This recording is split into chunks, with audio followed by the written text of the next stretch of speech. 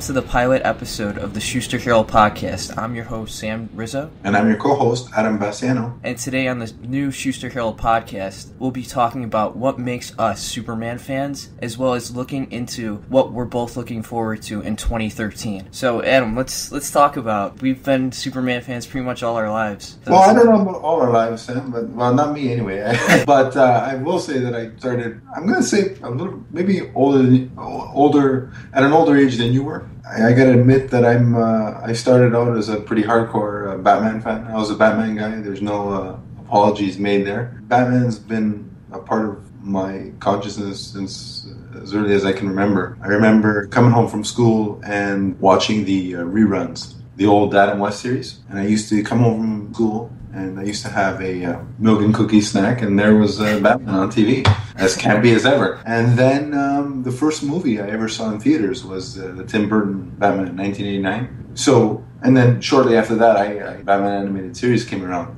So it was really pretty much all Batman all the time. So when did you get into Superman? And then, when I got into Superman, I'm going to say it was 1993, just around the premiere of Lois and Clark. And so basically, the first live-action exposure I had to Superman was Dean Cain and Lois and Clark. For the first two seasons, I loved it. For the last two seasons, they had their moments, but, they were a little bit, what's the most polite way of putting this? It kind of went off the rails in 3 and 4 a little bit there, with the frog eating and all that stuff. Yeah, it started to become moonlighting with Superman, pretty much. It got really weird, but I'll never forget there's always that moment, I think, when I think one of the defining things when you become a fan is sort of the first time you see him fly, no matter what incarnation that is in terms of live action, but when you see the guy lift off and he's flying, it's that wow moment, and that's exactly what it was. And I remember the first comic I have, and you can help me on the years because I know you're an expert with the dates.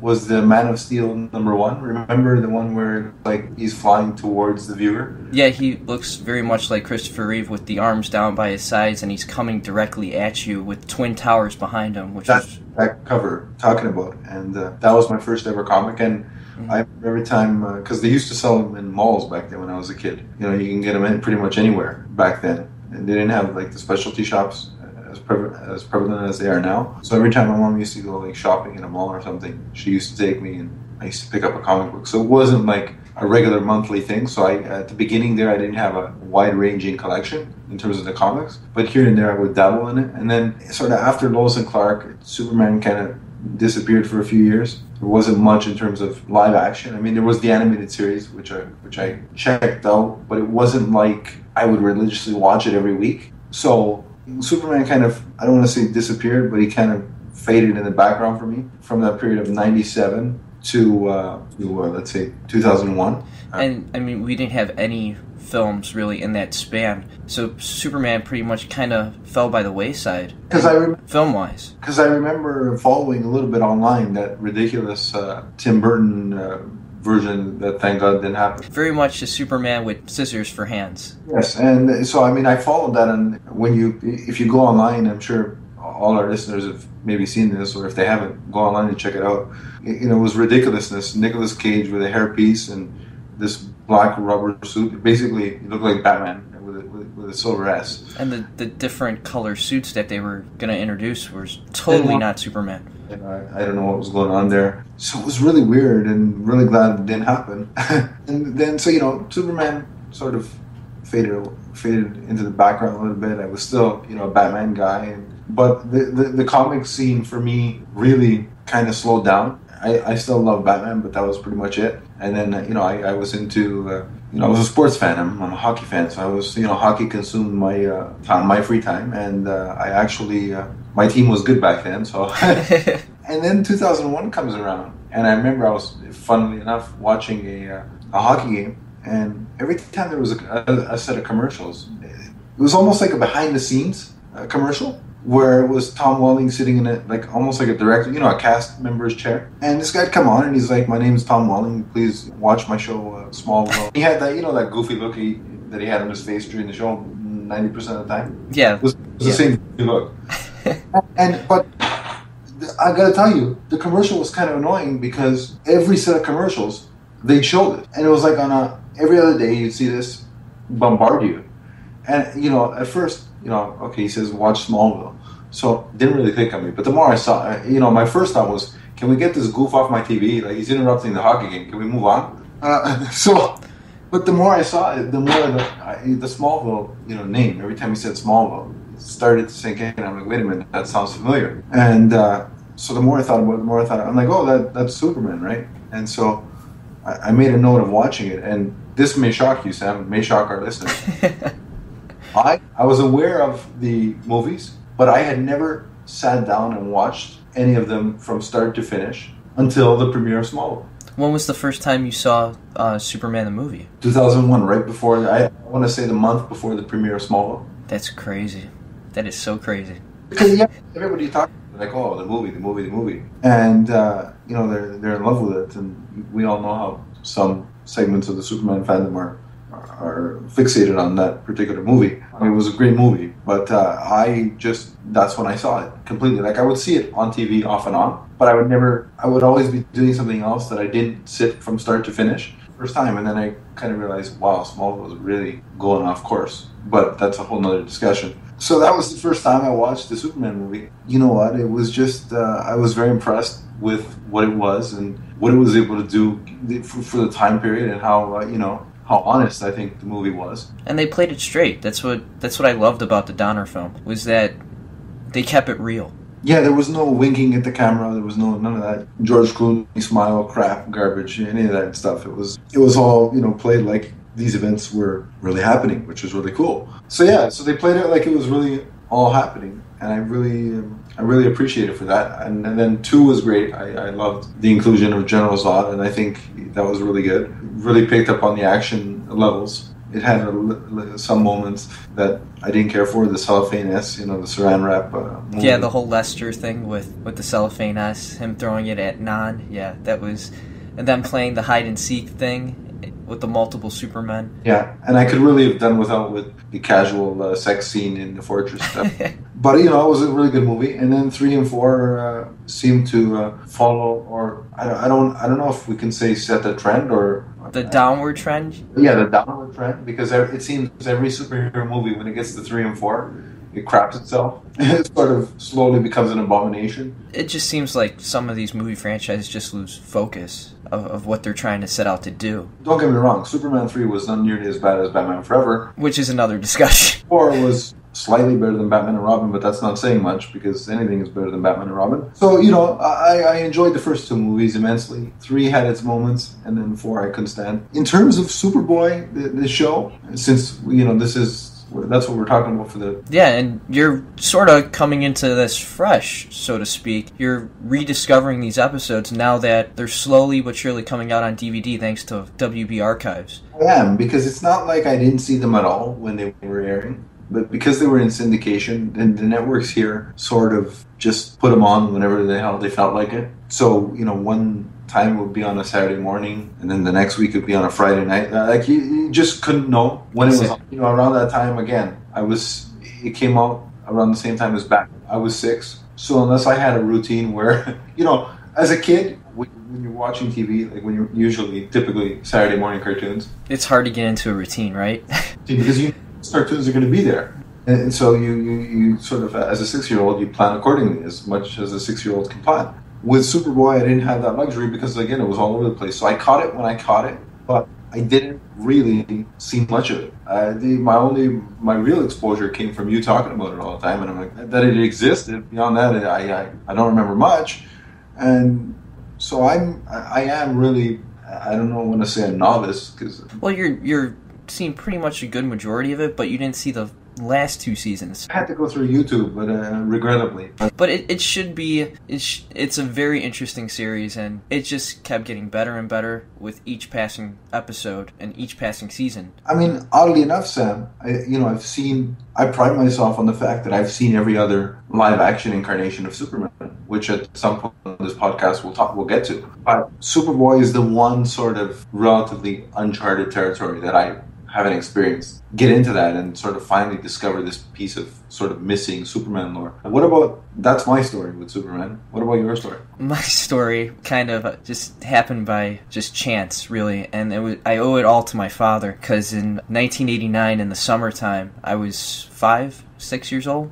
He just happened to turn on the TV, and there it was at 4 o'clock in the afternoon on Channel 50 was The Adventures of Superboy, and I remember the very first episode I ever saw was the first Bizarro episode, with Barry Myers playing Bizarro, Gerard Christopher as Superboy, and Clark Kent. I really had no other exposure to Superman up until that point. Didn't know about the films, the Chris Reeve films. Didn't know about the George Reeve series. That was my first exposure to Superman. And it was really interesting in that years later, going back and looking at the comics, from what Ilya Salkind, the producer of the show, did, he went and he pretty much, panel for panel, from that first Bizarro introduction in the comics, was right in the show. From Professor Peterson with the duplication ray, where Superboy gets hit with it, thanks to the Thunderbolt hitting the duplication ray and hitting him, and to Bizarro in the chamber, which was really, really cool. Yeah, that was my first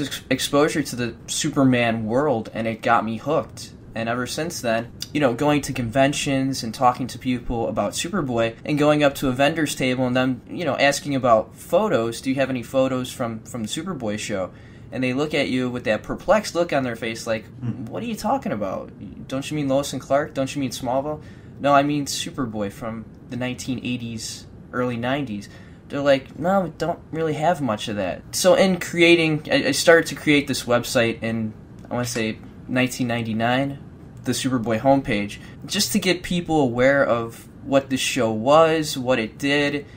Yeah, it was a little bit campy here and there. It was kind of dated, the first 2 seasons, but the last 2 seasons, it really had that X-Files feel to it, pre-X-Files. But yeah, it's just really interesting that a lot of the Superman, the general fans, don't know what the show was. And, I mean, you had it in kind of legal limbo for a long time, and now it's really exciting that my site and a couple other fans have taken to the web and got this done with WB Archives. Thank them for doing all this for us, putting all these episodes out. So it's going to be really cool to see these episodes again with the fans and have them rediscover it. Now that you mention your site, Sam, I think the fans of the show owe people like you and Rennie a lot of gratitude for getting this series out there, because if it wasn't for you guys banging the drum, I think Warner Brothers would have sat on their hands and sort of just let it sit. I think it was a general interest from the cast who wanted to see this again, doing conventions at the Superman celebration, and Ilya getting out there and doing more shows that got them interested in this again. And thank God for YouTube as another outlet for people to create their own videos, to put up the old promos again, and just show that there's interest by the fan community to get this going again. As a fan, that was my first exposure to Superboy, to the world of Superman, was that first Bizarro episode. And ever since then, I went through Smallville, really enjoyed it. Lois and Clark, pretty much agree with you, Adam. The first 2 seasons, it really hit it out of the park, I thought.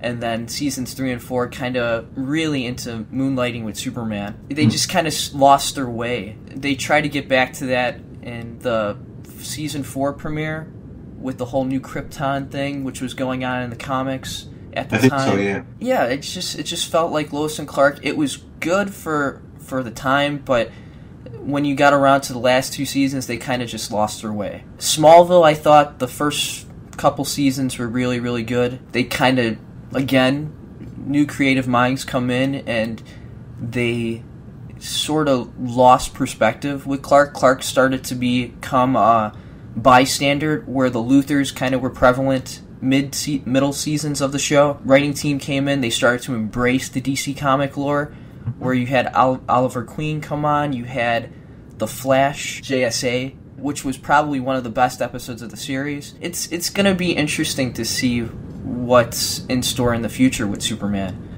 Sam, I think now is as good a time as any to take a really quick break, and when we come back, we'll continue the show with our next segment. Sounds good to me.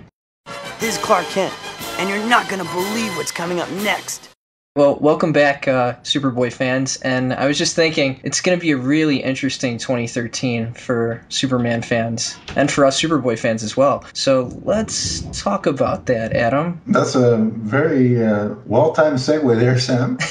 Yes, 2013. Why don't we go through some of the things we're excited for this year, having to remember that it's this year and that we're in 2013 because it seems like it's taken forever to here. Yeah, it for a long time, it was always, oh, wait, the movie's coming out next year, which leads us to The Man of Steel. Yes, and that's obviously the number one most excited aspect, Superman-wise, that I'm looking forward to. I just think that this is finally the chance for the Superman film franchise to start fresh. I think this is what it's needed, I'd say, for about since the last film, which was 1987. I believe, right? Correct? Is my Yes. My dates are good. Yeah, it's needed this reinvigoration, refresh. It needed to hit the refresh button, basically. Ever since then, I think that, Superman Lives would have been a mistake with Nick Cage and Tim Burton, but that's we can get into that a little bit later on. And then, it went through the McGee and Ratner era where it was going to be a reinvention, and there were script issues there that caused the fans to get bent out of shape. And in that scenario, because I've read a couple of versions of those scripts, in that scenario, they were completely justified. Yeah, I think in one script they had Lex Luthor be a door-to-door salesman, which was really weird.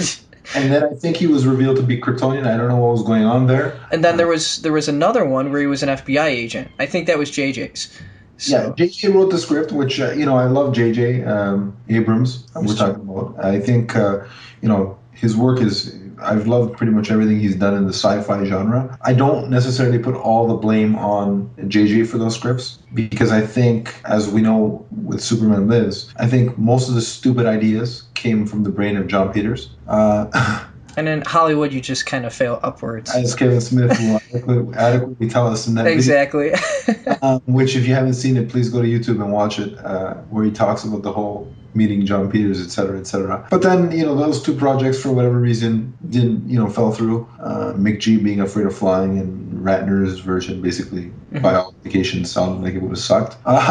But so fast forward in a couple of years, and we got Bryan Singer on Superman Returns. I don't want to spend a lot of time bashing Superman Returns, because I've done that on World's Best, and if you really want that, you can go there and listen to that. All I'll say is I was disappointed, and I felt it was entirely derivative. I felt it was unoriginal, and I was very disappointed in Bryan Singer because he basically plagiarized Superman the movie, and his big contribution to the mythology was illegitimate child. He also, I don't think that film portrayed Superman in the best of lights. I agree. It wasn't. And plus, the way the film ended was such on a downer. And Superman films should never end on a downer like that. It should always be that Superman saves the day, and that there's hope for the future, and that Superman will always be there, basically. Minus in Superman Returns case, minus the 5 years he was gone. Right.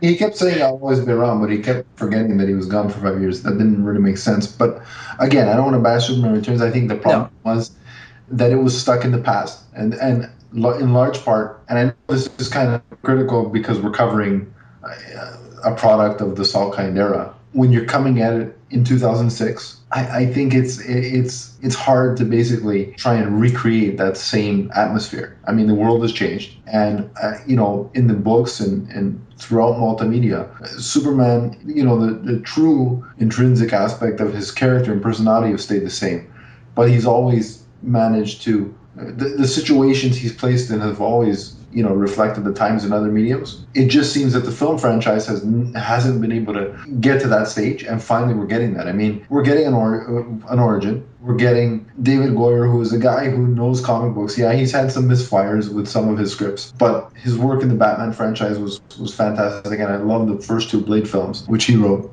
Chris Nolan is, in my opinion, a master storyteller. And then you add Zack Snyder's visuals, which with 300.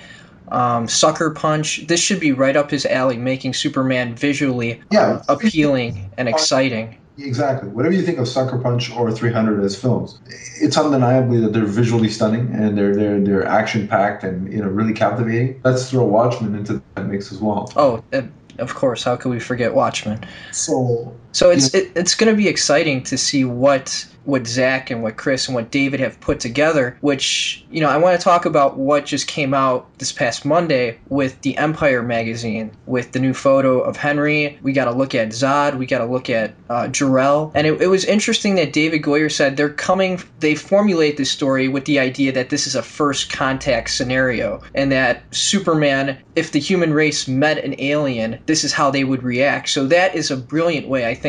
I would agree with that, Sam, because I think, and if you look at, it's been done in parts in more recent incarnations of the origin. For instance, I think we mentioned this previously, I'm not sure. The likes of Birthright, Secret Origins, Earth One, they've all had that idea that, Superman first appeared, how do they react? And I think Earth One, there was an ending of Earth One where people are still giving their thoughts on Superman. They're basically a news reporter is asking what people think. For the most part, by the end of the events of the book, I don't want to spoil it for those who haven't read it, people have come around and, are sort of okay and excited about Superman. But there is that segment that are still unsure. And let's face it, if this scenario were to really happen, I don't think everybody would be like, oh, look, there's a flying... Yeah, there's a dude that flies and lifts cars and could melt people with heat vision.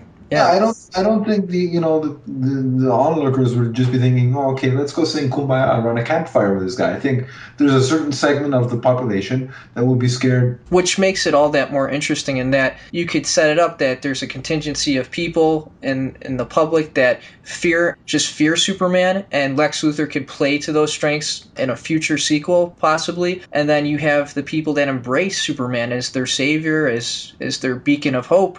A balanced perspective here, Sam. I think by the end of the film, like I said, the goal should be to have most of the citizens, let's call them for lack of a better word, to come around. But I like to think that there's a segment of the population out there that, okay, I'm glad he saved us, but I'm still not 100% sure here. I think it's an interesting dynamic. I don't think we've seen that in live action before. No, all we've done was, oh, he's here. Okay, now let's just accept him. And exactly, and it just seemed like in the Donner movie, it was all predestined. Yeah. For Clark to become Superman, and that he'd go to the fortress, get trained, and then all of a sudden, boom, he shows up in Metropolis. So with this, that you're bringing up, and I'll let you finish your thought. Go ahead. I think we're on the same train of thought. I want to see Superman make a choice. I want to see Clark make a choice to put on the red and blue suit, and not just show up in Metropolis and go, okay, I'm going to start saving people. It's all about the journey, and that's what I loved about the Batman trilogy, Nolan's Batman trilogy. We got to see Bruce go through the pitfalls of trying to put this all together, and in the end, it be this monster that he created and just trying to find a way out. And I mean, with Clark, it's all about becoming the man that we all know him to be as Superman. And that's what I'm really looking forward to. And I hope they nail it this time around, because if they don't, I think it's going to be a very, very long time before they touch another Superman film or even touch the franchise again. Well, I'm glad you mentioned that, Sam, because apparently reports have come out, I think from, I think it was Variety or some publication like that, where they were announcing apparently there's a new head of Warner Brothers and just took over. And in that article, they basically say that Man of Steel's success will determine whether there's a Justice League film down the line. So not only, of course, the Superman franchise has a lot to win or lose via the success of this film, but also the rest of the DC universe, aside from Batman, because I think Batman is in a place where right now you could put just about anything out that's not Batman and Robin, and it'll be successful. Yeah, there's a lot riding on this Man of Steel, like it or not. If this film doesn't do what we all hope it does, then we might not see another Superman. We might not even see a Justice League film. And I don't want people listening to this, Sam, to think that I don't like the Donner version. I love the Donner version. But the great thing about DVD and Blu-ray is that whenever I get the need or the sensation to watch those films, I can put them in my Blu-ray player, and there they are. I just think it's time for the franchise to move forward. Yeah, I agree. It needs new life to it. Sam, you tell me if I'm wrong on this, but I think that even Superboy, even though it was a Salkind production, even though the glimpse that we got of Jor-El and Lara, which, spoilers for anybody who hasn't seen it yet, we realized down the line that they're not Jor-El and Lara. Even though they had the visual similarity, I think even Salkind and the creative team behind the show realized that they have to go a different route than just staying completely within the same universe as the films. I mean, the show brought in characters from the comics that we still have never seen in the films yet. Right, like Metallo, Bizarro, Mixus Pitalik. Even what I'm saying is, even the people that were involved with the films realized for this show we need to go somewhere else. They needed to explore new territory, and I think Superboy was one of the shows that did explore new territory. It really broke new ground by bringing in all those characters we just mentioned. I don't think another Superman series has really done it in the classic Silver Age way as Superboy did, which leads me to what I'm excited about in 2013. This past December, we finally got Season 2 on DVD thanks to Warner Brothers Archives Collection, which you can now get on the WBshop.com or Amazon.com. So go order your Season 2 set today. Official podcast, the WB Archives podcast, they announced that leading up to Man of Steel, we will get the final 2 seasons on DVD, which I'm really excited about because fans like yourself, Adam, who've rarely seen all the episodes from the later shows will get to rediscover them. Well, I can tell you I haven't seen seasons 3 and 4, so that'll be a new experience for me. It's nice to know that there won't be a 6-year wait in between season 2 and 3. That was probably one of the longest waits for a release between seasons in the Guinness Book of World Records. So is that basically, are those the top 2 things you're excited for in 2013 regarding Superman? Definitely the Man of Steel and definitely the final 2 seasons of Superboy coming out on DVD. I'm also looking forward to the Hot Toys, the Man of Steel, like the statues.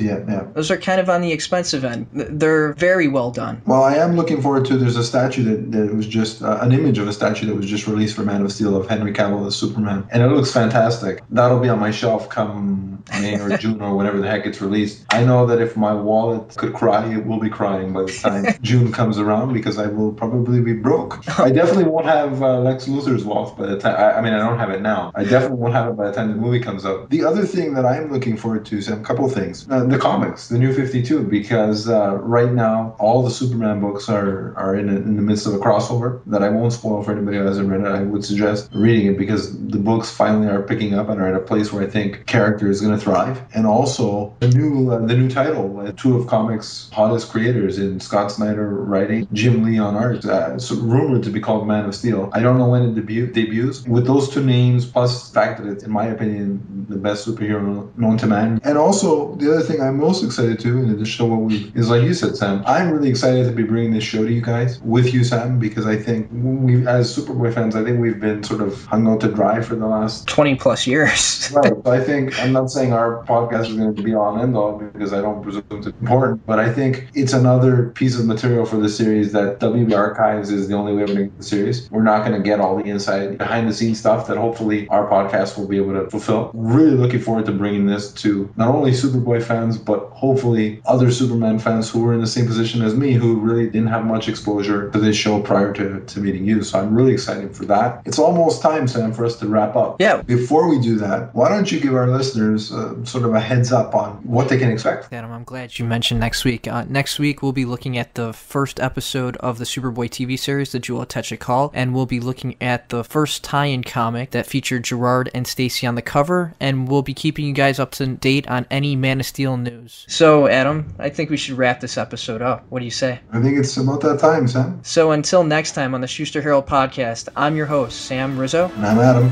So long, everybody. So long, everybody.